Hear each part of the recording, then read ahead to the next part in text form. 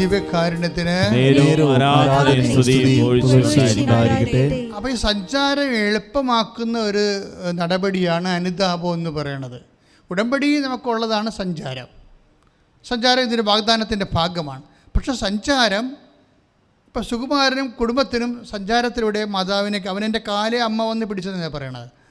ആ സഞ്ചാരം എങ്ങനെ സംജാതമാകണമെന്ന് വെച്ച് കഴിഞ്ഞാൽ നമ്മൾ ദൈവം പരിശോധിക്കും. അവിടെ നിന്ന് എന്നെ പരിശോധിച്ചറിഞ്ഞിരിക്കുന്നു അല്ലേ? അവിടെ നിന്ന് എന്നെ ദൈവം എപ്പോഴും അങ്ങനെ വെറുതെ ഇങ്ങനെ അറിഞ്ഞിരിക്കണം എന്നല്ല പറയണത്. എനിക്ക് നിന്നെ അറിയാമെന്ന് പറഞ്ഞാൽ ചുമ്മാ അറിയാമെന്നല്ല പറയണത്. ഞാൻ നിന്നെ പരിശോധിച്ചറിഞ്ഞിരിക്കുന്നു. ദൈവത്തിന് നമ്മളെ അറിയാൻ പറ്റുന്ന ഒരവസ്ഥ വരണം. പക്ഷെ അത് എങ്ങനെയാണ് അറിയണമെന്ന് വെച്ചാൽ എങ്ങനെയാണ് അറിയണത്? പരിശോധിച്ചാണ് ദൈവം അറിയണത്. വെറുതെ ഇങ്ങനെ നോക്കി അറിയാമെന്ന് പറയുകയല്ല. ആ വചനം വായിച്ചോളൂ.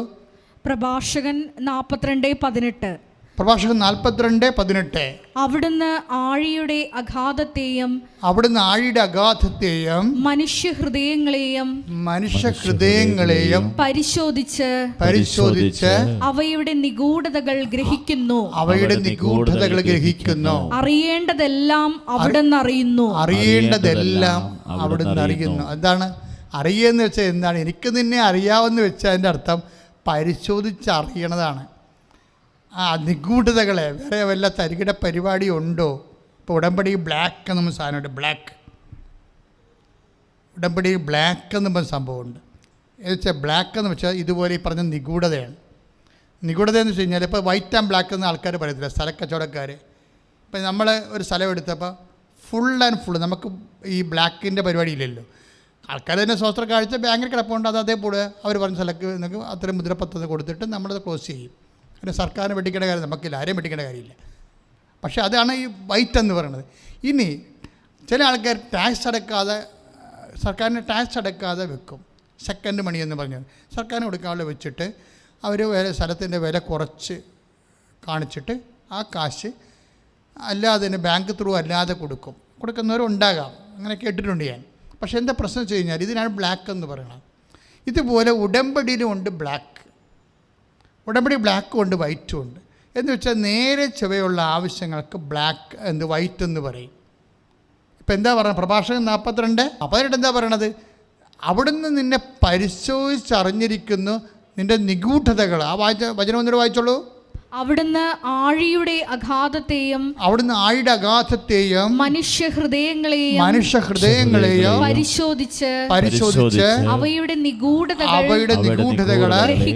ഗ്രഹിക്കുന്നു. അറിയേണ്ടതെല്ലാം അവിടുന്ന് അറിയുന്നു. രഹസ്യ അജണ്ടയാണ്. ഹൃദയത്തിനെ പരിശോധിക്കുമ്പോൾ ഇതിൻ്റെ രഹസ്യ അജണ്ട എന്ന് പറയുന്ന നിഗൂഢതയുണ്ട്. അതാണ് പലപ്പോഴും ഉടമ്പടി പമ്മാൻ കാരണം. ഇപ്പോൾ പെട്രോളിലൊക്കെ നമ്മൾ കാറൊക്കെ പമ്മി നിൽക്കത്തില്ല. എന്താ കാര്യം? അതിൻ്റെ ട്യൂബിൽ പെട്രോളിൻ്റെ ട്യൂബിൽ കരട് കയറുമ്പോഴാണ്. ഇതുപോലെ തന്നെ ഇതിൻ്റെ അകത്ത് ഉടമ്പടി ചിലപ്പോൾ കരട് കയറാൻ സാധ്യതയുണ്ട്. എന്താ കാര്യം? ഇതിൻ്റെ അകത്ത് എന്തെങ്കിലും ഉടായിപ്പോ അല്ലെങ്കിൽ രഹസ്യമായ അജണ്ടയോ ഈ പറഞ്ഞ പോലെ ഉണ്ടാകും. പ്രഭാഷകൻ 42:12 അറിയാമെന്ന് പറയുമ്പോൾ ദൈവം പരിശോധിച്ചേ അറിയത്തുള്ളൂ. പരിശോധിച്ചറിയുമ്പോൾ അതിനകത്ത് നിഗൂഢമായിട്ടുള്ള വല്ല ഗൂഢലക്ഷ്യങ്ങളൊക്കെ ഉണ്ടാകും. ഇപ്പോൾ ഉദാഹരണത്തിന് ഇപ്പോൾ ഒരു ഉടമ്പടി ചെയ്യണം നമ്മൾ. ഇപ്പോൾ നമ്മുടെ വീടിന് നമ്മൾ സ്ഥലമെടുക്കുകയാണ് നമ്മുടെ ഉദ്ദേശം 5 സെൻറ്റ് സ്ഥലം, ചെറിയൊരു പരിപാടിയാണ്. വാദിക്ക സ്ഥലം കൊടുക്കാൻ പോണ്. അതുകൊണ്ട് അവരൊന്ന് നമ്മളോട് ചോദിച്ചു, കാര്യം നിങ്ങൾക്ക് 2 ആമക്കളല്ലേ, പുരാതന കുടുംബത്തിൽ താമസിപ്പിക്കാൻ ഒരുത്തന്നെ ഇങ്ങനെ കണ്ണുവെട്ടത്ത് താമസിക്കാമല്ലോ. ഇപ്പം വേറെ വല്ലയിടത്തും പോയി താമസിച്ച് കഴിഞ്ഞാൽ പിന്നെ അവൻ്റെ കുഞ്ഞുങ്ങളൊക്കെ നോക്കാൻ വേണ്ടി ചിലപ്പോൾ നിങ്ങൾ പോകേണ്ടി വരികയല്ലേ. ഇപ്പം ഒരു കുഴമ്പൗണ്ടിലാണെങ്കിൽ അരികെയാണെങ്കിൽ അങ്ങോട്ടും ഇങ്ങോട്ടും അമ്മമാർ പോയി സഹായിക്കുന്നുണ്ടല്ലോ. അപ്പോൾ അത് നല്ല കാര്യം, ഒരു കുഴപ്പമില്ല. അതാണ് അതിൽ വൈറ്റ് എന്ന് പറയണത്. പക്ഷേ ഈ വൈറ്റ് സ്ഥലം എടുക്കുമ്പോൾ തന്നെ ഇവിടെ ഉള്ളിലൊരു ഗൂഢലക്ഷ്യം ഉണ്ടാവും. എന്താ കാര്യം? നമ്മൾ എടുത്തില്ലെങ്കിൽ ആ പുറകിലെ വീട്ടുകാരൻ കയറി സ്ഥലം എടുക്കും. അപ്പോൾ എടുത്താലും കുഴപ്പമില്ല. എടുത്താലെന്ത് പ്രശ്നം തന്നെ, അവൻ ഈ സ്ഥലത്ത് കൂടി ഇപ്പോൾ അവർക്ക് 3 അടി വഴിയാണുള്ളത്, അത് 6 അടിയോ 7 അടിയോ ആക്കിയിട്ട് അവൻ റോഡിട്ടാൽ അവർ കാറ് വാങ്ങിക്കും. കാറ് വാങ്ങിച്ചാൽ പിന്നെ അവിടെ മുമ്പിൽ നമുക്ക് കുറച്ചില്ല. കാരണം നമ്മളും അതുപോലെ കാറ് വാങ്ങിക്കണം. അവൻ്റെ മകൻ കയറി വന്നുകൊണ്ട് നിൻ്റെ വാതിക്കെ കൊണ്ടുവന്ന് 2 നില വീടെങ്ങാനും വെച്ചാൽ നമ്മൾ ഇവിടുന്ന് പൊളിച്ച് പോകേണ്ടി വരും. ഇതാണ് ബ്ലാക്ക് എന്ന് പറയുന്നത്. ഒരു സ്ഥലം അപ്പം നമ്മൾ നോക്കുമ്പോൾ 5 സെൻറ്റ് സ്ഥലം വാങ്ങിക്കുക എന്നുള്ള കാര്യത്തിൽ നമുക്ക് തടസ്സമില്ല. അത് വൈറ്റാണത്. കാര്യം മൂത്ത മകനെ മാറ്റി താമസിപ്പിക്കാനാണ്. പക്ഷേ പുറകിൽ താമസിക്കുന്നതിന് പാര പണിയാനാണെന്നുള്ളത് ഗൂഢമായ ലക്ഷ്യമാണ്. ഈ ഗൂഢമായ ലക്ഷ്യം വെച്ച് കഴിഞ്ഞാൽ ഉടമ്പടി വർക്കൗട്ട് ചെയ്യത്തില്ല. എന്താ കാര്യം? അത് ഫാദേഴ്സ് കണ്ടൻറ്റ് മാത്രമല്ല, സാത്താൻ്റെ കണ്ടൻറ്റ് വരും അതിൻ്റെ അകത്ത്. ലോകത്തിൻ്റെ അരൂപി വരും. ഇപ്പം ലോകത്തിൻ്റെ അരൂപി വരും. ഇപ്പം നിങ്ങളിപ്പോൾ ചിലർ പറയട്ടെ, ഞാൻ ഇളയ മക്കളെ കെട്ടത്തില്ലെന്ന് പറഞ്ഞാൽ എന്താ? ചിലർ പറയും, ഇപ്പം പിള്ളേർ കറക്റ്റായിട്ട് പറയും, ഞാൻ ഇളയനെ കെട്ടത്തില്ല. പണ്ടാണെ കെട്ടുമായിരുന്നു, ഇളയ മകളൊക്കെ കെട്ടും, എന്താ വീടും സ്ഥലവും കിട്ടുമെന്ന് പറയും. അപ്പോൾ ഇന്നത്തെ പെൺപിള്ളേർ കെട്ടത്തില്ല. ഇളയ മകനെ കെട്ടാൻ അവർക്ക് ഭയങ്കര പാടാണ്. ഫസ്റ്റ് ഓപ്ഷനിൽ അതിലും ഇല്ല. എന്താ കാര്യം വെച്ചാൽ അവരോട് നമ്മൾ ചോദ്യം, നീ എന്താ ഇളയ മകനെന്ന് പറഞ്ഞ് കെട്ടത്? നീ അവൻ മനുഷ്യനല്ലേ, അവൻ പുരുഷനല്ലേ, എന്താ പിള്ളേരുണ്ടാകത്തില്ലേ, നീ വല്ല അറിഞ്ഞാൽ? ഇങ്ങനെയൊക്കെ ചോദിച്ച് നമ്മൾ ചോദിക്കുമ്പോഴും അവർ കാര്യം പറയത്തില്ല. പക്ഷെ അവിടെ രഹസ്യമായിട്ട് അവിടെ കൂട്ടുകാരോട് പറയും, ഇളയ മകനെ കെട്ടിയാലേ കുടുംബത്തിലുള്ള എല്ലാ വയ്യാവേലികളും ഇതിൻ്റെ അകത്ത് വരഞ്ഞു കയറി എപ്പോഴും വിരുന്നിന് വരും. പിന്നെ ഇതിനൊക്കെ എല്ലാം വെച്ചും വേവിച്ച് നമ്മുടെ ജീവിതം പോവും. അതാണ് അവരുടെ പ്രശ്നം, അതാണ് രഹസ്യ സംഭവം. അപ്പോൾ ഇങ്ങനെ എല്ലാത്തിനും ഗൂഢലക്ഷ്യങ്ങളുണ്ട്. ചില ആൾക്കാർക്ക് ഇപ്പം തന്നെ കാനഡയിൽ പോകണം അല്ലെങ്കിൽ ഇംഗ്ലണ്ടിൽ പോകണമെന്ന് പറഞ്ഞിട്ട് ബഹളം ഉണ്ടാക്കും. എന്താണ് അവർ ഉദ്ദേശിക്കുന്നത്? ഇവിടെ നിന്നാൽ അപ്പനും അമ്മയും വയസ്സാകും, ഇതുങ്ങളെ പിന്നെ ചുവന്നുകൊണ്ട് ആശുപത്രിയിൽ പോകാൻ നമുക്ക് നേരെ ഉണ്ടാകത്തുള്ളൂ. അപ്പോൾ നമുക്ക് ഇവിടെ നിന്ന് സ്കൂട്ടായി കഴിഞ്ഞാൽ, അപ്പോൾ ഇങ്ങനെ ഈ രഹസ്യ അജണ്ട ഒത്തിരി പേര്, ഇപ്പം ഞാൻ കാനഡയിൽ കഴിഞ്ഞാൽ IELTS പാസ്സാകണം എന്നൊക്കെ പറയുമ്പോഴും ആരോടും പറയാത്ത കുറേ രഹസ്യങ്ങൾ ആൾക്കാരുടെ ഉള്ളിലുണ്ട്. എന്താണ് ഉണ്ടാകണത്? അത് അപ്പനെയും അമ്മയും നോക്കാതെ ഇവിടെ നിന്ന് സ്കൂട്ടാകാൻ പറ്റുമല്ലോ. അപ്പോൾ അവർ പറയുമ്പോൾ അത് ഇപ്പോൾ എല്ലാവരും കൊണ്ടുപോയി ആക്കണത് അഗതി മന്ദിരത്തിലല്ലേ കൊണ്ട് ആക്കണം, എന്താ പ്രശ്നം, കാശ് കൊടുത്താൽ പോരെന്ന് ചോദിക്കും. അപ്പോൾ ഇത് അമേരിക്കൻ മോഡലിലൊക്കെ ജീവിതം ഇങ്ങനെ ചേഞ്ച് ചെയ്ത് വരികയാണ്. അപ്പോൾ ഈ ഒരു ഉദ്ദേശത്തിലാണ് നിങ്ങൾ ഇപ്പോഴൊരു നല്ല കാര്യം ദൈവത്തോട് ചോദിക്കണമെങ്കിൽ തീർച്ചയായിട്ടും എനിക്ക് നിന്നെ അറിയാമെന്ന് പറഞ്ഞില്ലേ, എന്നുവെച്ചാൽ നിൻ്റെ ഉദ്ദേശം അറിയാമെന്നതിൻ്റെ അർത്ഥം. ഇപ്പോൾ മോസസിനോട് നീ എൻ്റെ കൂടെ വരണമെന്ന് പറഞ്ഞപ്പോഴേ ഈ പറഞ്ഞ ഈ കാര്യം കൂടി ഞാൻ നിനക്ക് ചെയ്തു തരാം. കാര്യം എന്താണ്? എനിക്ക് നിന്നെ അറിയാം എന്ന് വെച്ചാൽ നീ അകവും പുറയും ഒരുപോലുള്ള ആളാണ്, അല്ലാതെ വേറെ സെക്കൻഡില്ല, ബ്ലാക്ക് ഇല്ലെന്നറിയാം. അത് ഉടമ്പടി ബ്ലാക്ക് ഉണ്ടാകരുത്, അതെപ്പോഴും നമ്മൾ ശ്രദ്ധിക്കണം. എന്ന് വെച്ച് കഴിഞ്ഞാലേ, അതായത് ബ്ലാക്ക് ഉണ്ട് വൈറ്റ് ഉണ്ട്, നമ്മളെപ്പോഴും ശ്രദ്ധിക്കേണ്ട ഒരു വിഷയം, നമ്മൾ ഇപ്പോഴുള്ള കാര്യങ്ങൾക്കാണ് ഈ ഓവർ പ്രാധാന്യം കൊടുത്ത് വരണത്. എന്ന് വെച്ചാൽ ഇതെല്ലാം എന്തൊക്കെ വന്നാലും അവസാനം 70 കൊല്ലം കൊണ്ട് ഈ ചാപ്റ്റർ എല്ലാം ക്ലോസ് ആകും. അല്ല, 70 കൊല്ലം കൊണ്ട് നമ്മൾ എത്ര വലിയ ആളായി, സൗന്ദര്യം ഉണ്ടായാലും ആരോഗ്യം ഉണ്ടായാലും സ്ഥാനം ഉണ്ടായാലും പേരുണ്ടായാലും വേണ്ടല്ലോ. ഏറ്റവും വലിയ ഗതികേട് ഈ SIമാരുടെ കഴിഞ്ഞ് ഞാൻ ചില DSP ഒക്കെ കാണും. അപ്പോൾ ഞാൻ ഇവരുടെ സർവീസിലുള്ള കാലത്ത് ഇവരുടെ അടുത്തൊക്കെ പോയിട്ടുള്ളതായിരിക്കും ഞാൻ. പക്ഷേ സർവീസ് കഴിയുമ്പോൾ ഇവർ പെൻഷൻ വാങ്ങിക്കാൻ വേണ്ടി വന്ന് നിൽക്കുമ്പോൾ എല്ലാവരും ഇവിടെ വന്ന് നിൽക്കണ കാണാം. അതിൻ്റെ അകത്ത് LD ക്ലർക്കും UD ക്ലർക്കും SIയും DSPയും എല്ലാം വന്ന് മാവിൻ്റെ താഴെ വന്ന് പെൻഷൻ മേടിക്കണുണ്ടാകാം. അപ്പോൾ എന്നെ പഠിപ്പിച്ചൊരു സാറിനെ കണ്ട് ഞാൻ ജയിലിൽ സന്ദർശിച്ച് കഴിഞ്ഞ് ചെന്നപ്പോൾ ഒരു ക്യൂ കണ്ട് പ്രായമുള്ളവരുടെ. അപ്പം എനിക്കറിയാൻ പറ്റില്ല പ്രായമുള്ളവർ എന്തിനാണ് അവിടെ നിൽക്കണമെന്ന്. ഞാൻ ചോദിച്ചപ്പോൾ മനസ്സിലായത് പെൻഷൻ മേടിക്കണം. അപ്പം ഞാൻ നോക്കിയപ്പോഴുണ്ട്, ഞാൻ ഭയങ്കരമായിട്ട് റെവറൻറ്റ് ചെയ്തിരുന്ന എൻ്റെ ഒരു ആരാണെന്ന് ഞാൻ പറയണില്ല, കോളേജിലെ പ്രൊഫസറാണ്. അപ്പം അങ്ങനെ പ്രായമായി. ഞാൻ ചെന്ന് ആദരവോട് സ്തുതി പറഞ്ഞു. പക്ഷേ എന്നാലും ഞാൻ ഓർത്തേ, ഈ മനുഷ്യന് ഇപ്പോഴിപ്പോൾ ആൾക്കാർക്ക് പെൻഷൻ വീട്ടിൽ കിട്ടണമെന്ന് തോന്നണം. അത് കുറച്ച് നാൾ തോമസ് കയറിയതിന് ശേഷം ഉണ്ടായിട്ടുള്ളൊരു ഡെവലപ്മെൻറ്റ്സാണ്. അതൊക്കെ മുമ്പുള്ള ആ ചരിത്രമാണ് ഞാൻ പറയുന്നത്. ഇതിനു വേണ്ടി ഇങ്ങനെ പോയി കാത്തു കെട്ടി നിൽക്കേണ്ടി വരും ഈ പൈസയ്ക്ക് വേണ്ടി. എന്നാലും ഉണ്ടല്ലോ, അത് എങ്ങാനും കിട്ടിയില്ലെങ്കിൽ നമ്മുടെ ഒരു വില വീട്ടിൽ ഈ പെൻഷൻ കിട്ടുന്നതനുസരിച്ച് ഓരോ വരും. കെട്ടിവെച്ചിട്ട് മക്കളും അവരുടെ മക്കളും പേരക്കിടാങ്ങളും ഒക്കെ അപ്പാപ്പ ഇപ്പാപ്പ എന്നൊക്കെ പറഞ്ഞ് ഇവരെ കഥയില്ല, ഈ പെൻഷൻ അടിച്ചു മാറ്റാൻ വേണ്ടി വരുന്നതാണ്. എന്നാലും അത്രയ്ക്ക് ആ ഒരു ദിവസത്തെ പെൻഷൻ ഒന്ന് കുറഞ്ഞു പോയാൽ അവരുടെ മോന്തപ്പം മാറും. നീ ഇപ്പോൾ വലിയ കാര്യമായിട്ടൊക്കെ ഇങ്ങനെ കോരി പിടിച്ചൊക്കെ നടക്കണില്ലേ, നീ ദൈവത്തെ മറന്ന് ആരെയും സ്നേഹിക്കരുത്. എല്ലാവരും സ്നേഹിച്ചോ, പക്ഷേ ഒന്നാം സ്ഥാനം നീ ദൈവത്തിന് കൊടുക്കണം. അല്ലെങ്കിൽ നീ നാളെ നിന്റെ കണ്ണ് നിറയും യഥാർത്ഥ കാഴ്ച കാണുമ്പോഴേ. ശ്രദ്ധിക്കട്ടെ.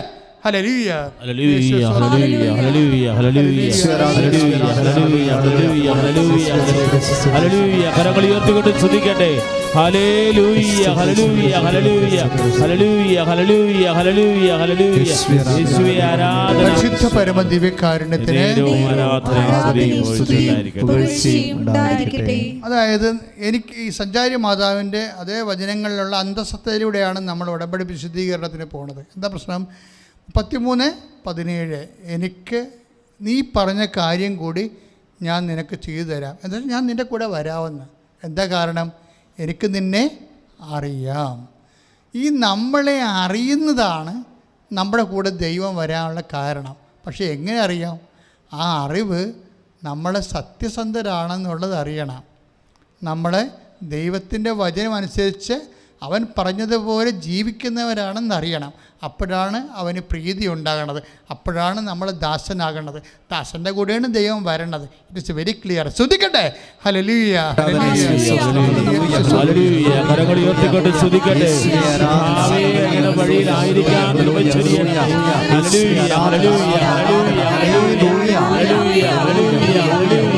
ഞാൻ നിന്റെ കൂടെ അഭിഷേകം ചെയ്യണമേ. ദിവ്യകാരുണ്യത്തിന്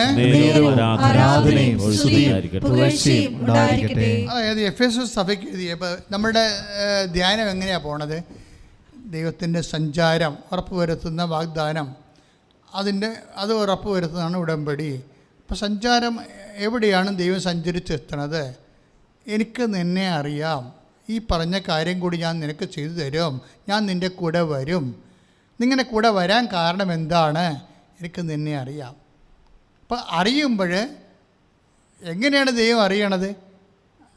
ഉടമ്പടി അനുസരിച്ച് അവൻ പറഞ്ഞ പോലെ തന്നെയാണോ നമ്മൾ ജീവിക്കുന്നത്? അങ്ങനെയാണ് അറിയണമെങ്കിൽ ഒരു കുഴപ്പമില്ല. പക്ഷേ ഒരു പ്രശ്നം വെച്ചാൽ വേറെ ഒരു അറിവുണ്ട്. കാര്യം എന്താണ്? എഫേസസ് സഭയുടെ ദൂതൻ എഴുതുക. വെളിപാടിൻ്റെ പുസ്തകം 2-ാം അധ്യായം. വലത് കൈയിൽ 7 നക്ഷത്രം വഹിച്ചുകൊണ്ട് 7 സ്വർണ്ണദ്വീപീഠങ്ങൾക്ക് മധ്യേ നടക്കുന്നവൻ ഇപ്രകാരം പറയുന്നു: നിന്റെ പ്രവൃത്തികളും പ്രയത്നങ്ങളും ക്ഷമാപൂർവമായി ഉറച്ചു നിൽപ്പും ദുഷ്ടരോടുള്ള സഹിഷ്ണുതയും ഞാൻ മനസ്സിലാക്കുന്നു. അപ്പോസ്തലന്മാരെന്ന് നടിക്കുകയും എന്നാൽ അങ്ങനെ അല്ലാതായിരിക്കുകയും ചെയ്യുന്നവരെ പരിശോധിച്ച് അവൻ വേദം പറയുന്നവനാണെന്ന് നീ കണ്ടുപിടിച്ചു. തീർച്ചയായും ക്ഷമാപൂർവം പിടിച്ചു നിൽക്കത്തക്ക കഴിവ് നിനക്കുണ്ട്. എൻ്റെ നാമത്തെ പീഡകൾ സഹിച്ചിട്ടും നീ ക്ഷീണിച്ചില്ല. അങ്ങനെ ഒരു അറിവാണ്. അതാണ് ഏറ്റവും വലിയ അറിവ്. എൻ്റെ നാമത്തെ പ്രതി പീഡകൾ അനുഭവിച്ചിട്ടും നീ ക്ഷീണിച്ചില്ല, മടുത്തില്ല. ഇപ്പം ചില ആൾക്കാർ ഉടമ്പടി എടുത്തിട്ട് അടുത്ത IELTS അവരുടെ ഒരു മൊഡ്യൂൾ പോയി കഴിഞ്ഞാൽ അപ്പം തന്നെ പെങ്ങൾ മടുക്കും, അല്ലേ? അവർ നിർത്തും, കുടുംബ പ്രാർത്ഥന നിർത്തും. അതായത് ഇതാണ് സ്മിർനായിലെ സഭ പറഞ്ഞത്. നിങ്ങൾ നല്ല സൂപ്പറായിട്ടൊരു വചനമാണ്. അതായത് തീർച്ചയായും ക്ഷമാപൂർവം പിടിച്ചു നിൽക്കത്തക്ക കഴിവ് നിനക്കുണ്ട്. എൻ്റെ നാമത്തെ പ്രതി പീഡകൾ സഹിച്ചിട്ടും നീ ക്ഷീണിച്ചില്ല. 2-3 വെളിപാടിൻ്റെ പുസ്തകം.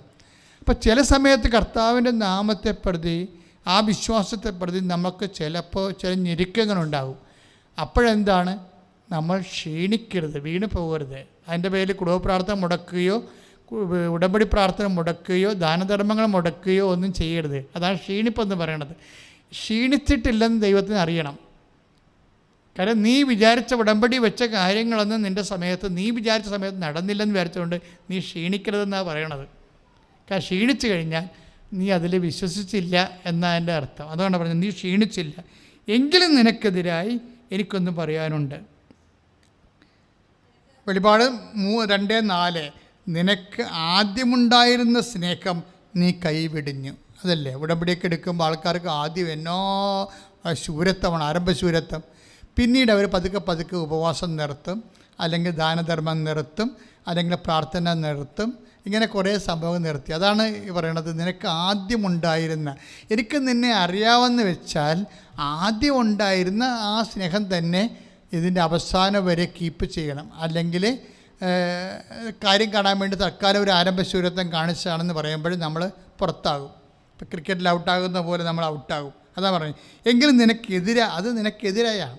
ഉടമ്പടി ഉഴപ്പിയെക്കുറിച്ച് പറയണത് എതിരായെന്നാണ്. എങ്കിലും നിനക്കെതിരായി എനിക്കൊന്ന് പറയാനുണ്ട്. എന്താണ്? നിനക്ക് ആദ്യമുണ്ടായിരുന്ന സ്നേഹം നീ കൈവെടിഞ്ഞു. അതിനാൽ നീ ഏതവസ്ഥയിൽ നിന്നാണ് അധപ്പതിച്ചതെന്ന് ചിന്തിക്കുക. അനുദപിച്ച് ആദ്യത്തെ പ്രവൃത്തികൾ ചെയ്യുക. അനുദപിച്ച് ആദ്യത്തെ പ്രവൃത്തി. ആദ്യം എന്താണ് നീ ഉടമ്പടി എടുത്തപ്പോൾ തുടങ്ങിയത്? അതേ തീഷ്ണതയിലേക്ക് തിരിച്ചു വരാൻ വേണ്ടി കർത്താവ് നിന്നെ അനുതാപത്തിന് ക്ഷണിക്കുകയാണ്. അങ്ങനെ തിരിച്ചു വരുമ്പോഴാണ് എനിക്ക് നിന്നെ അറിയാമെന്ന് പറയുന്ന വിഷയം വരണത്. എനിക്ക് നിന്നെ അറിയാം. അപ്പോൾ ഈ വിഷയമെല്ലാം നമ്മൾക്ക് റെക്ടിഫൈ ചെയ്യാവുന്ന വിഷയങ്ങളേ ഉള്ളൂ. എന്ത് വിഷയം ഉണ്ടെങ്കിലും നമുക്കത് റെക്ടിഫൈ ചെയ്യാൻ പറ്റും, അത് പരിഹരിക്കാൻ പറ്റും. അപ്പോഴതുകൊണ്ട് തന്നെ ഇപ്പം കുറച്ച് അച്ഛൻ ആൾക്കാരെല്ലാവരും കാണാൻ തുടങ്ങി. അപ്പോൾ പുതുക്കാൻ ഭയങ്കര ഇടിയാണ് ഇവിടെ. കഴിഞ്ഞ ഒരു 2 ആഴ്ച മുമ്പ് ആരോ പറഞ്ഞ് അച്ഛനാ 4 പ്രാവശ്യം പുതുക്കിയവരെ മാത്രമേ കാണുന്നുള്ളെന്ന് മറ്റേ ഇവിടെ ഒരു സംസാരം ഉണ്ടായിരുന്നു.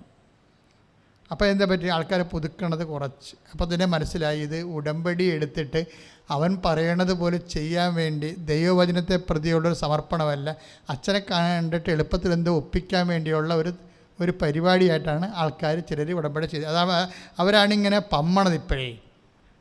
അതുകൊണ്ടാണ് ഓഫീസിലെല്ലാം സ്ട്രിക്റ്റ് ആയിരിക്കണത്. എന്താണ്, അവർ പുതുക്കിയത് നോക്കും, പുതുക്കിയതാണോ, രണ്ടാമത്തെ എന്താണ്, സാക്ഷ്യം പറഞ്ഞതാണോ.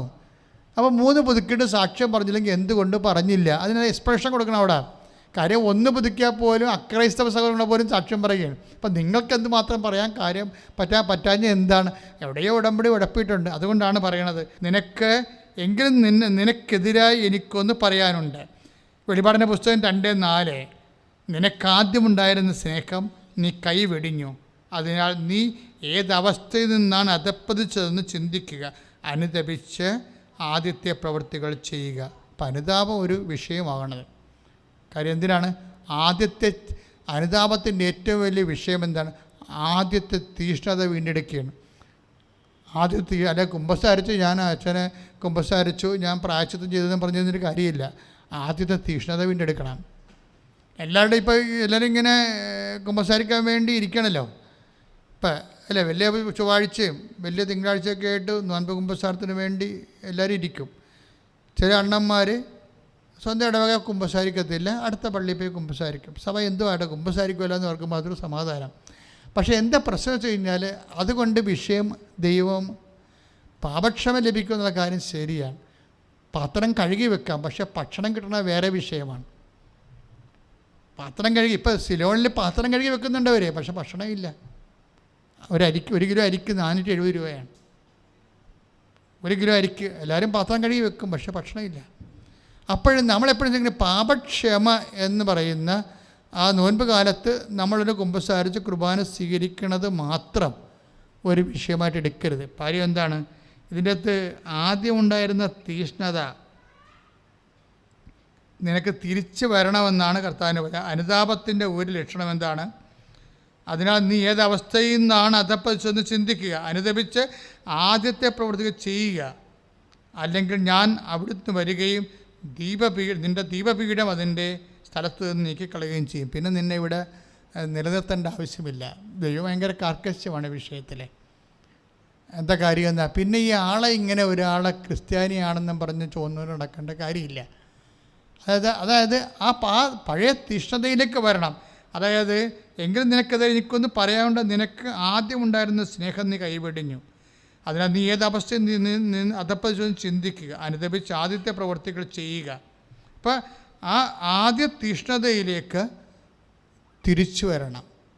നമ്മുടെ അനുതാപത്തിൻ്റെ ഒരു ലക്ഷ്യം എന്താണ്, തീഷ്ണത ഉണ്ടാകണമെന്നുള്ളതാണ്. ഇപ്പം ഞങ്ങൾക്കൊക്കെ എത്ര മണിക്കൂർ ജോലി ചെയ്തിട്ടും സന്തോഷമായിട്ട് നിൽക്കണത് എന്താണ്, തീഷ്ണത തന്നെയാണ്. ഒരു വേറെ മാർഗമില്ല. അതായത് ഒരു 10 മനുഷ്യരെ കൂടുതൽ സഹായിച്ചെന്ന് പറയുമ്പോൾ മനസ്സിനെ കിടക്കാൻ നേരത്തൊരു സന്തോഷം. കുറച്ച് ആൾക്കാരുടെ വേദന കൂടുതൽ കേട്ടു, അപ്പം എനിക്ക് പിന്നെ ഒരു നിർബന്ധമുണ്ട്, കർത്താവിന് എന്ത് കിട്ടുമെന്ന് ഞാൻ നോക്കും. വെറുതെ വഴിയെ പോണവരിങ്ങനെ തല കാണിച്ചാൽ ഞാൻ മൈൻഡ് ചെയ്ത് പോലും ഇല്ല. ഞാൻ ചോദിക്കും, ഉടമ്പടി എടുത്തതാണോ, ഉടമ്പടി പുതുക്കിയതാണോ, എന്താ കാര്യം, നിങ്ങൾ വിശുദ്ധീകരിച്ചതാണോ, സൽപ്രവൃത്തി ചെയ്തതാണോ എന്നാണ്. അല്ല നിങ്ങളുടെ മാത്രം കാര്യം നേടിക്കൊണ്ട് ദൈവത്തിന് എന്താ പ്രയോജനം, കുറച്ച് കഴിയുമ്പോൾ നിങ്ങൾക്ക് പോലും പ്രയോജനം ഉണ്ടാകത്തില്ല. അപ്പോൾ കൃപാസനത്തിൻ്റെ ഏറ്റവും വലിയ ദൈവം ഇങ്ങനെ വാരിക്കോരി അനുഗ്രഹിക്കുക, ഇവിടെ വന്ന ആൾക്കാരെ അനുഗ്രഹിക്കുന്നതിന് ഒരു കാരണം എന്താണ്, ദൈവത്തെ മഹത്വപ്പെടുത്താത്ത ആരെയും ഞങ്ങൾ പ്രൊമോട്ട് ചെയ്തിട്ടില്ല. ഇപ്പോഴല്ല, ഉടമ്പടി ഉണ്ടാക്കണ മുമ്പ് തന്നെ പരിപാടി. ഉടമ്പടി ചെയ്യണതിന് മുമ്പ്, ഉടമ്പടി ദൈവം തരുന്നതിന് മുമ്പ്, ഈ പ്രാർത്ഥന പുണ്യപ്രാർത്ഥന തരുന്നതിന് മുമ്പ് നിലപാടതാണ്. അതായത് എന്തെങ്കിലും എൻ്റെ കൈ ഇങ്ങനെ ഞാൻ പൊക്കണമെന്നുണ്ടെങ്കിൽ അവൻ കർത്താവിന് വേണ്ടിയുള്ള ആളാണെന്ന് എനിക്ക് ഉറപ്പ് വരുത്തണം. ആ ഉറപ്പ് വരുത്തണം. അത് എന്താ കാര്യം? അപ്പോഴും നമുക്ക് മനസ്സിലാകും. കാര്യം നമ്മൾ എന്തിനാണ് അഭിഷേകം സ്വീകരിക്കുന്നത്, നമ്മൾ എന്തിനാണ് നമ്മൾ വിശ്വാസം സ്വീകരിച്ചിരിക്കുന്നത്? അറിയാത്തവരെ ഈശോനെ അറിയിക്കണം, അറിഞ്ഞവരെ ആഴപ്പെടുത്തണം. അപ്പോൾ അതുകൊണ്ട് അങ്ങനെ അത് തീഷ്ണതയുടെ ഭാഗമാണ്, അത് അനുതാപത്തിൻ്റെ ഭാഗമാണ്. അനുതപിച്ചു എന്നും പറഞ്ഞ് വലിയ ബുധനാഴ്ച കുമ്പസാരിച്ച് വലിയ വ്യാഴാഴ്ച കുർബാന സ്വീകരിച്ച് തീർന്ന് പിന്നെ ഒരു ദൈവപ്രവർത്തനവും ഇല്ല, തീഷ്ണതയും ഇല്ല, ഒന്നുമില്ല. ഇങ്ങനെ ഡെഡ് ബോഡി ക്രിസ്ത്യൻസ് ഒത്തിരി ഉണ്ട് സഭയിൽ. സ്ക്രാപ്പ് ഐറ്റംസ് എന്ന് പറയും. അതായത് നിങ്ങൾ ദൈവത്തിൻ്റെ മുമ്പിൽ കണ്ണുനീരോട് നിൽക്കണം. കർത്താവ്, ഞാൻ മരിക്കാനായി 10-20 കൊല്ലുമ്പോൾ ഞാൻ മരിക്കും. ഞാൻ തിരിഞ്ഞ് നോക്കുമ്പോൾ ഒന്നുമില്ല, 2-3 കുഞ്ഞുങ്ങളെ വളർത്തിയെന്നേ ഉള്ളൂ. അത് പട്ടിയും അതുപോലെ തന്നെ പന്നിയൊക്കെ കുഞ്ഞുങ്ങളെ വളർത്തണമുണ്ട്, ആരും വളർത്താതിരിക്കണില്ല. കഴിഞ്ഞ ദിവസം ഞാനൊരു വീഡിയോ കണ്ടപ്പോൾ ഞാൻ ഞെട്ടിപ്പോയി. എന്താ കാര്യം? ഒരു തള്ളപ്പക്ഷിക്ക് പനിയായിട്ട് അതിങ്ങനെ കൂടിൻ്റെ അടുത്തിരിക്കുകയാണ്. അപ്പോൾ അതിൻ്റെ ഒരു കുഞ്ഞു പക്ഷി കൊണ്ടുവന്നിട്ട് എങ്ങോട്ട് പോയിട്ട് തേടിക്കൊണ്ടുവന്ന് 2 പുഴുവിനെ കൊണ്ടുവന്നിട്ട് ഈ അമ്മയുടെ വായിൽ വെച്ച് കൊടുക്കുകയാണ്. അത് ആ വീഡിയോ കണ്ടാൽ നമുക്ക് അറിഞ്ഞു പോകും. അത് ഉണ്ടാക്കിയെടുത്ത വീഡിയോ അല്ല, പ്രകൃതി നടക്കുന്ന സത്യങ്ങളാണ്. അമ്മയ്ക്ക് പനിയായി കഴിയുമ്പോൾ കുഞ്ഞുകളി പോയി അമ്മയ്ക്ക് വേണ്ടി ആഹാരം തേടിക്കൊണ്ടുവരുന്നത് ഇറ്റ്സ് എ നാച്ചുറൽ തിങ്. ഈ നാച്ചുറൽ തിങ് പോലും ചെയ്യാൻ പറ്റാത്ത ഒരു മനുഷ്യൻ, അയാളൊരു സർവൈവ് ചെയ്ത് ക്രിസ്ത്യനായിട്ട് സർവൈവ് ചെയ്യേണ്ട ഒരു കഥയുമില്ല. അതുകൊണ്ടാണ് ഇവിടെ എഴുതിയിരിക്കുന്നത്. എന്താണ്? എങ്കിലും നിനക്ക്, അതായത് എന്താ എഴുതിയിരിക്കണത്? അതിനാൽ നീ ഏതവസ്ഥയിൽ നിന്നാണ് അധപ്പതിച്ചെന്ന് ചിന്തിക്കുക, അതിനെപ്പറ്റി ആദ്യത്തെ പ്രവൃത്തികൾ ചെയ്യുക. അല്ലെങ്കിൽ എന്ത് സംഭവിക്കും? അല്ലെങ്കിൽ ഞാൻ നിൻ്റെ അടുത്തേക്ക് വരികയും നിൻ്റെ ദീപപീഠം അതിൻ്റെ സ്ഥാനത്ത് നിന്ന് നീക്കിക്കളയുകയും ചെയ്യും. Praise the Lord. ഇതാണ്, അതായത് അനുതാപത്തിൻ്റെ ഒരു കാലമാണിത്. പക്ഷേ അനുതാപം ഉണ്ടാകുമ്പോൾ അതിൻ്റെ കൂടെ തീഷ്ണത ഉണ്ടാകണം. തീഷ്ണതയില്ലാത്ത അനുതാപമൊക്കെ ഒരുതരം ഉണ്ടയില്ലാത്ത വെടി പോലുള്ള പരിപാടിയാണ്. ആളെ പഠിപ്പിക്കാമെന്നല്ല ഒരു കഥയുമില്ല. എന്തോ സംഭവം നടന്നു എന്നൊക്കെ നമ്മൾ ധരിക്കണില്ല, ഒന്നും നടന്നില്ല. തീഷ്ണത വേണം. നിങ്ങൾ ദൈവത്തിന് വേണ്ടി ഉടമ്പടി എന്തുകൊണ്ടാണ് അമ്മ ഇത്രയും ചുമ്മാ ഉടമ്പടിയുടെ ഒരു വെഞ്ചരിച്ച തേൻ ഒഴിക്കുമ്പോൾ എന്തുകൊണ്ടാണ് ഇല്ലാത്ത വെള്ളം കുളാന്ന് പറഞ്ഞ് പൊന്തിച്ചുകൊണ്ട് തന്നെ എന്താ അത്? ഇതിൻ്റെ പിന്നെ ഇൻവെസ്റ്റ് ചെയ്തിരിക്കുന്ന ഒരു 3 പതിറ്റാണ്ട് കാലത്തെ തീഷ്ണത ഉണ്ട്. അല്ല ഇന്നലെ മെനയെന്ന് തുടങ്ങിയല്ല ഇത്. ഈ പട്ടം കിട്ടിയ കാലം മുതൽ കർത്താവിൻ്റെ തിരുസന്നിധി ഇൻവെസ്റ്റ് ചെയ്തിട്ടുള്ള രാത്രി 2 മണിക്ക് വലിയ വന്നാലും ശരി, താഴെ ഇറങ്ങിയിരുന്നതിനെ വലിച്ചുകൊണ്ട് കൊന്തയിലിക്കൊണ്ടിരിക്കും. വലിച്ച് തന്നെ ഉറങ്ങിപ്പോകും. അതിൻ്റെ പേരിൽ എനിക്ക് വലിയ വന്നല്ലേ, ഞാൻ കർത്താവിന് വേണ്ടി വേല ചെയ്യല്ലേ, എനിക്ക് വലിയ വന്നാന്ന് ഞാൻ ദൈവത്തോട് ചോദിച്ചിട്ടില്ല. പിറ്റേ ദിവസം ഞാൻ ശുശ്രൂഷയ്ക്ക് പോകും. അതെന്താ പ്രശ്നം വെച്ച് കഴിഞ്ഞാൽ, നമ്മൾ മുറിവുകൾ വകവെക്കാതെ യുദ്ധം ചെയ്യുന്ന ഒരു പുണ്യാളനാണ് എൻ്റെ മുമ്പിൽ മധ്യസ്ഥനായിട്ടുള്ളത്. അങ്ങയുടെ മുമ്പിൽ മാസ്റ്ററായിട്ടുള്ളത് കുരിശെ കടന്ന് അവസാനത്തെ ചോര വരെ ചിന്തിച്ചിട്ട് എല്ലാം പൂർത്തിയായെന്ന് പറഞ്ഞ ഒരാളാണ്. ഒന്നും പൂർത്തിയായില്ല, തെറ്റിപ്പോയെന്നല്ല പറഞ്ഞത്. It is accomplished. എന്തൊരു സന്തോഷത്തോടെയാണ് ഈശോ പറഞ്ഞത്. അവസാനത്തുള്ളി ചോര വാർന്നു പോയിട്ട് അവൻ്റെ ബോധം മറയുമ്പോൾ പറയുന്നത് ഇറ്റ് ഈസ് അക്കംപ്ലിഷ്ഡ്, ജയിച്ചെന്നാണ് പറഞ്ഞത്. ഇങ്ങനെ കൈയെടുക്കും. കർത്താവ് കണ്ണടക്കുന്ന മുമ്പ് ജയിച്ചെന്നാണ് പറഞ്ഞത്. എന്താണ്? അവൻ്റെ പേരിലാണ് നമ്മൾ നെഞ്ചിലും നെറ്റിലും മുദ്ര വാങ്ങിച്ചിരിക്കുന്നത്. അവനെ ജയിപ്പിക്കുന്നതാണ് നമ്മുടെ ജീവിതത്തിൻ്റെ തീഷ്ണതയുടെ അന്തസത്യം എന്ന് പറയുന്നത്. അപ്പോൾ നമ്മളെ പീഡാനുഭവത്തെക്കുറിച്ച് ചിന്തിക്കുന്നുണ്ടെങ്കിലും ഉയർപ്പിൻ്റെ മഹിമ പ്രാപിക്കാൻ ഉയർപ്പിൻ്റെ ജോലികൾ ചെയ്യണം. അതാണ് തീഷ്ണത എന്ന് പറയുന്നത്. ഉയർപ്പിൻ്റെ ജോലികൾ. യേശു ഉയർത്തെഴുന്നേറ്റു, ഞങ്ങൾ സാക്ഷികളാണ് എന്ന് പറയുന്നുണ്ടെങ്കിൽ ആ സാക്ഷ്യം, കഴിഞ്ഞ ദിവസങ്ങളിൽ ഇവിടെ ഒരു സംഭവം ഉണ്ടായി. എന്നുവെച്ചാൽ ഒരു ചേട്ടത്തി ഇവിടെ വന്ന് ക്യൂ നിന്ന് ചീട്ടം കൊണ്ട് നിൽക്കുകയാണ്. ചീട്ട് എൻ്റെ അടുത്ത് കൊണ്ടുവന്ന് ചീട്ട് കൊണ്ടുവന്ന് ഞാൻ പറഞ്ഞ് എന്തടി പറഞ്ഞ് അവിടെ ഉടമ്പടിയെല്ലാം പക്കായാണ്. പറഞ്ഞ അച്ഛാ ഒരു രോഗി അവിടെ ഇരിപ്പുണ്ട്. അപ്പോൾ ഞാനിവിടുത്തെ ഇവളുടെ ഭർത്താവാണെന്നും പറഞ്ഞുകൊണ്ട് ഞാൻ ഇവിടെ പുറകെ പോയി ചെന്നപ്പോൾ അയാൾ വീൽ ചെയറിൽ ഇങ്ങനെ ഒടിഞ്ഞ് തല്ലിയിരിക്കുകയാണ്. ഭയങ്കരമായിട്ടെന്തോ അപകടത്തിൽപ്പെട്ടിട്ട് അനങ്ങാൻ പാടില്ലാതിരിക്കുകയാണ്. അയാൾക്ക് വേണ്ടി ഞാൻ അവളുടെ ചുറ്റും പ്രകാരം പ്രാർത്ഥിച്ചെല്ലാം കഴിഞ്ഞപ്പോൾ അവൾ പോയി. ഞാൻ പറഞ്ഞു നീ എവിടെ പോണ്? അല്ലച്ചാ എൻ്റെ ആരുമല്ലേ, അങ്ങയുടെ ഇരിപ്പ് കണ്ടപ്പോൾ എനിക്ക് തോന്നി അച്ഛനെ കൊണ്ടുവന്ന് പ്രാർത്ഥിപ്പിക്കുക. അവർക്ക് ചീട്ടില്ല, അതുകൊണ്ട് എൻ്റെ ചീട്ട് ഞാൻ കൊടുത്ത് ഒരു ചീട്ട് മേടിച്ച് കൊടുത്തതാണ്. അച്ഛൻ പ്രാർത്ഥിച്ചല്ല നന്ദി എന്നും പറഞ്ഞ് പോയി. ആ പോക്ക് പോയിട്ട് ഞാൻ തിരിച്ചു വന്നപ്പോഴുണ്ട് ഒരാളിങ്ങനെ ഒടിഞ്ഞു പടങ്ങി അതിനേക്കാൾ ഗതികരായിട്ട് ഒരു സെറ്റിൽ കിടക്കണം. അപ്പോൾ അങ്ങേർക്ക് ഞാൻ പ്രാർത്ഥിച്ചു. സ്ട്രെച്ചറിൽ കിടക്കണം, അങ്ങേർക്ക് വേണ്ടി ഞാൻ പ്രാർത്ഥിച്ചു കഴിഞ്ഞപ്പോൾ ഞാൻ ചോദിച്ചു, ഉടമ്പടി എടുത്തവരാണ്? ഞങ്ങൾ 19 എടുത്തതാണ്. ഞാൻ പേപ്പർ കയ്യിലുണ്ട്. ഇല്ല. ഞാൻ പറഞ്ഞു ഇവിടെ വന്നതാണ്. അല്ല, എങ്ങോട്ട് പോയപ്പോൾ വഴിയെ വന്നപ്പോൾ കയറിയതാണ്. അവരോട് വന്ന ആൾക്കാർ തന്നെ പറയുന്നതാണ് നിങ്ങൾ ഉടമ്പടി എടുക്കാൻ പറഞ്ഞ്. 6 പേരുണ്ട്. ആൾ കൂടിയാലും 6 ആളുണ്ടെങ്കിലും ആത്മാർത്ഥമല്ല ഒരെണ്ണം പോലും അതിൻ്റെ അകത്തില്ലെന്ന് എനിക്ക് മനസ്സിലായി. എന്താ കാര്യം? ഈ മനുഷ്യൻ രക്ഷപ്പെടണമെന്ന് ആഗ്രഹിച്ചെങ്കിലേ അതിൻ്റെ അകത്ത് ഒരാളെങ്കിൽ 6 പേരുണ്ടവർ, കൊച്ചും കുഞ്ഞും വലുതും എല്ലാം കൂടി ഇപ്പോൾ 6 എണ്ണം ഇയാൾക്ക് ചുറ്റും നിൽക്കണം, കൊല്ലാൻ വേണ്ടി നിൽക്കണേ. അത് വെച്ച് കഴിഞ്ഞാൽ അതിനകത്ത് ഒരാൾ വിചാരിക്കണം ഇവിടെ ഉടമ്പടി അമ്മ പ്രത്യക്ഷപ്പെട്ട സ്ഥലമാണ്, ചിലപ്പോൾ ഇച്ഛായത് കൊണ്ട് ഇവിടെ രക്ഷപ്പെടുമെന്ന് വെച്ചാൽ ഒരാളെങ്കിലും ഉണ്ടായിരുന്നെങ്കിൽ അവർ കയറിപ്പോൾ ഉടമ്പടി എടുത്തുകൊണ്ട് വന്നേനാ. കാര്യം എന്താ? ദൈവത്തിനൊരു സെക്കൻഡ് മതി ഇയാൾ രക്ഷപ്പെടുത്താൻ, 1 സെക്കൻഡ്. വിശ്വാസമുള്ള ഒരാളവരുടെ കൂട്ടത്തിലുണ്ടായിരുന്നെങ്കിൽ. അപ്പോൾ എന്താണ്, ഇങ്ങനെ കുറേ ആൾക്കാർ മനുഷ്യനെ പാക്കടാകുമ്പോൾ ഞാനും കൂടെ ഉണ്ടെന്ന് കാണിക്കാൻ വേണ്ടി കള്ളത്തരത്തിന് കൂടെ കൊടുക്കും. അവർ രക്ഷപ്പെട്ട് വരണമെന്ന് അവർ ആത്മാർത്ഥമായിട്ട് അവർക്ക് വേണ്ടി ആരും ആഗ്രഹിക്കത്തില്ല. അങ്ങനെയുള്ള ആൾക്കാരും ഉണ്ട്. സ്വന്തം സഹോദരങ്ങൾ 6 ആളുണ്ടെങ്കിലും ആത്മാർത്ഥം ഒരാളില്ലെങ്കിൽ അയാളുടെ കാര്യം പോക്കായിരിക്കും. മറ്റെന്താണ്, ആരും അല്ല. അവിടെ കിടപ്പ് കണ്ടപ്പോൾ അവിടെ പോയി അവിടെ പേപ്പർ കൊടുത്തിട്ട് ചീട്ട് വാങ്ങിച്ചുകൊണ്ട് വന്നിരിക്കുകയാണ്. എന്ന് വെച്ചാൽ ഇതാണ് ഫാദേഴ്സ് കണ്ടന്റ് എന്ന് പറയുന്നത്. അതായത് സഹോദര സ്നേഹമുള്ള, ഞാൻ എന്ത് സഹോദരൻ എന്ന് പറഞ്ഞപ്പോൾ ഞാൻ എന്താ പറയണത്, ഇല്ലായ്മക്കാരൻ ആരാണ്? അവനാണ് നമ്മുടെ സഹോദരൻ. നമ്മൾ തിരിച്ചറിഞ്ഞപ്പോൾ ഉടമ്പടി പൂർത്തിയായി. അവിടെ വെച്ച് നമ്മൾ അവനെ സഹായിക്കും നമുക്ക് പറ്റണ പോലെ. ചിലപ്പോൾ ആനയും കൂനയും വാരിക്കോരി കൊടുക്കാനൊന്നും ഉണ്ടാകത്തില്ല. പക്ഷെ ചെന്നിട്ട് ആ വിഷയം തിരക്കാനുള്ള മാനസികാവസ്ഥ നമുക്ക് ഉണ്ടാകത്തുള്ളൂ. നമ്മളത് ചെയ്യും. ഒരു അന്വേഷണം. കാര്യം എന്താ പ്രശ്നം വെച്ച് കഴിഞ്ഞാൽ നമുക്കെല്ലാവർക്കും എല്ലാം കൊടുത്ത് വിട്ടാൻ പറ്റത്തില്ല. അതുകൊണ്ട് തന്നെ നമ്മൾ എല്ലാം കൈ നിറച്ചുള്ള കർത്താവിൻ്റെ തിരുസന്നിധിയിൽ അവനെ ഏൽപ്പിച്ച് കുറച്ച് നേരം ഒന്ന് പ്രാർത്ഥിച്ചാലും മതി. നാളെ ദൈവം അവനെ രക്ഷപ്പെടുത്താനുള്ള മാർഗം ദൈവം കാണിക്കും. പക്ഷെ നമുക്ക് നഷ്ടപ്പെട്ടത് നമ്മുടെ പ്രാർത്ഥന. ഇതിനെയാണ് ഫാദേഴ്സ് കണ്ടന്റ് എന്ന് പറയുന്നത്.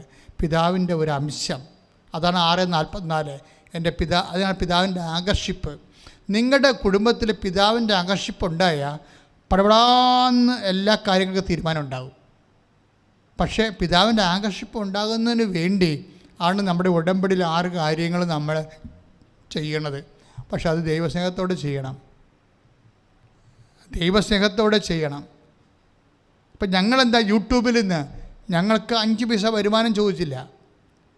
കാര്യം ഞങ്ങൾ ചോദിച്ചിരുന്നെങ്കിൽ തീർച്ചയായിട്ടും ഞങ്ങൾ വൗച്ചർ തന്നപ്പോൾ കമ്പനിക്ക് ഒപ്പിട്ടാൽ കൊടുത്താൽ മതി.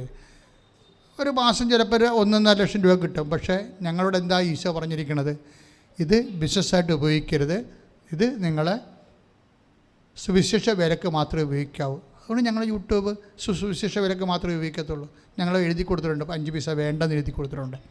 അതുപോലെ നിങ്ങളും ഇത് എടുത്തിട്ട് ഇത് മറ്റുള്ളവർക്ക് കൂടി ഇത് കാണണം. നിങ്ങളെ കണ്ട് നിങ്ങൾ ആ ധ്യാനം കൂടി കഴിയുമ്പോൾ നിങ്ങൾ ഷെയർ ചെയ്യും. മറ്റുള്ളവരും അത് കാണുമ്പോൾ കർത്താവ് അവരും അറിയും. അവരറിഞ്ഞ് അവരും കർത്താവിൻ്റെ കൃപയിൽ നിറയും. അപ്പം അങ്ങനെ വരുമ്പോൾ ഒരു സുവിശേഷകനാണ് നിങ്ങളെങ്കിലേ വെച്ചാൽ പ്രൊഫഷണലായിട്ട് സുവിശേഷകൻ എന്ന് പറയാൻ പറ്റത്തില്ല. അതൊക്കെ ഇപ്പോൾ വലിയ മോശം വാക്കായിട്ടിരിക്കുകയാണ്. പ്രൊഫഷണൽ സുവിശേഷകൻ എന്നൊക്കെ പറയുമ്പോൾ പണ്ടൊക്കെ വലിയ വിലയുണ്ടായി. ഇതിപ്പോൾ വേറെ ഒരു ലെവലിലായിപ്പോയി സുവിശേഷകന്മാരെ ഈ സോഷ്യൽ മീഡിയയൊക്കെ കാണുന്നത്. കാര്യം അവർക്ക് കുറേ അനുഭവങ്ങൾ ഉള്ളത് കൊണ്ടാണ് അങ്ങനെ കാണുന്നത്. പക്ഷേ യഥാർത്ഥ സുവിശേഷകൻ എന്ന് പറയുന്നത് യേശുവിൻ്റെ കൈമാറ്റക്കാരനാണ്. അത് വാക്കിലും പ്രവൃത്തിയിലും വിചാരങ്ങളിലും അവൻ ആത്മാർത്ഥതയോടെ യേശുവിനെ കൈമാറും. അപ്പം നമുക്ക് ചിലപ്പോൾ നഷ്ടമൊക്കെ ഉണ്ടാകും.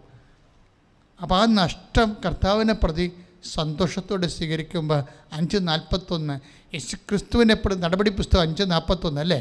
യേശുക്രിസ്തുവിനെ പ്രതി അപമാനം സഹിക്കാൻ യോഗ്യത ലഭിച്ചതല്ലേ? സന്തോഷിച്ചുകൊണ്ട് അവരടുത്ത സ്ഥലത്തേക്ക് പോയി. അപ്പോൾ യേശുക്രിസ്തുവിന് മാത്രമേ അപമാനം സന്തോഷമായി മാറുന്നുള്ളൂ എങ്കിൽ അതെന്തൊരു മാറ്റമായിരിക്കും. അതാണ് തീഷ്ണതയെന്ന് പറയുന്നത്. നടപടി പുസ്തകത്തിന് 5:41 പ്രാർത്ഥിക്കുക.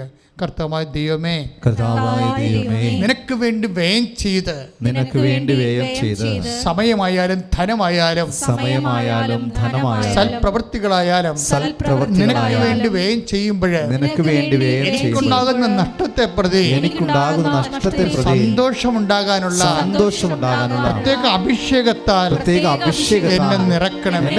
ശ്രുതിക്കട്ടെ യേശുവേ ആരാധന. ഹല്ലേലൂയ ഹല്ലേലൂയ ഹല്ലേലൂയ ഹല്ലേലൂയ ഹല്ലേലൂയ ഹല്ലേലൂയ യേശുവേ ആരാധന. കർത്താവായ ദൈവമേ അവിടുത്തെ സാന്നിധ്യം നിറവേണമേ കർത്താവേ. കാരണത്തിന് ആരാധനയും സ്തുതിയും പുകഴ്ചയും ഉണ്ടായിരിക്കട്ടെ.